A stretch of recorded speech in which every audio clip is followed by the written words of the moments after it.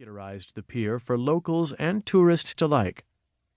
The one-of-a-kind, state-of-the-art Ferris wheel at the pier was an original carousel hippodrome from the 1920s. The shops and a trapeze school were squeezed between the restaurants and bars.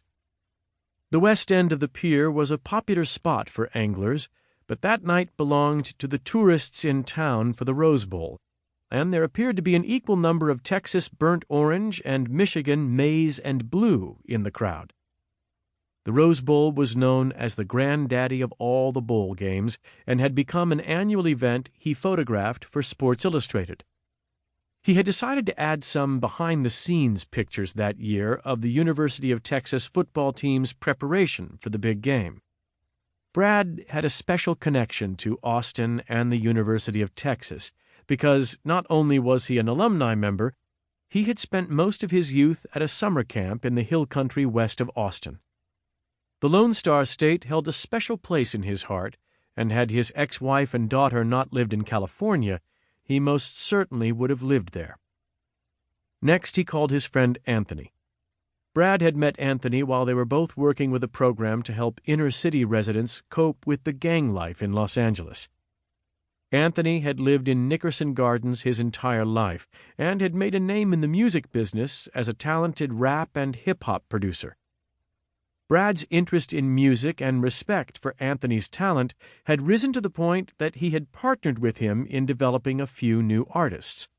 But Brad's investment was targeted toward the singer-songwriter genre of music, and Anthony was eager to expand his producing talent in new areas. Nickerson Gardens was known for being the largest public housing development west of the Mississippi River. It was located in Watts, Los Angeles, and consisted of 156 buildings that contained over 1,000 units that ranged in size from 1 to 5 bedrooms, and some people referred to it as the jungle. Crime was off the charts, and it was recognized as the birthplace of the bounty hunter Bloods gang. "Are you coming to the studio tonight?" Anthony asked. "On my way." "It's New Year's Eve. Don't you have a party to go to?" "No, I don't go out on New Year's Eve. It's amateur night, and all the crazies are out driving around. It's been a long day, and I've got another long day tomorrow." "Great. I'll see you when you get here." Traffic on the freeway had been reduced to a slow crawl. Brad found the song he always played when he was stuck in traffic, L.A. Freeway.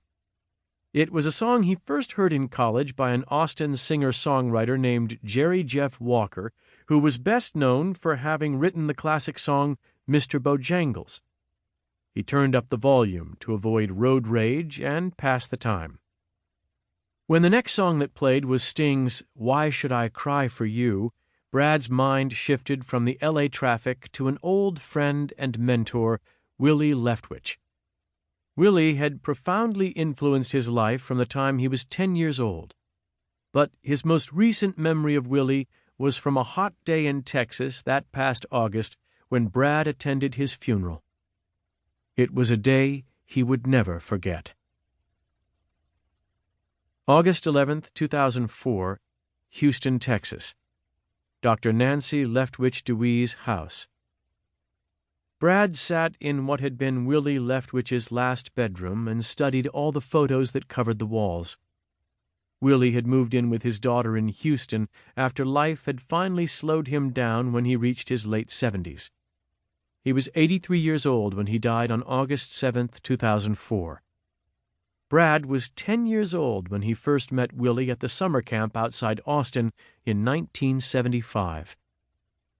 There was a gentle knock on the bedroom door, followed by a tender voice. "May I come in?" asked Willie's daughter. "Of course." Dr. Nancy Leftwich Dewey's was a renowned heart surgeon in Houston with her dad's height. Her beauty was only surpassed by her elegance. Her intelligence was impossible to ignore, and yet she was an extremely humble woman. "Dad would have been so pleased that you came." "Nothing could have kept me from being here." Brad's eyes surveyed the room. "If those pictures could talk, I would love to hear all the stories they could tell." "Your dad told a few, but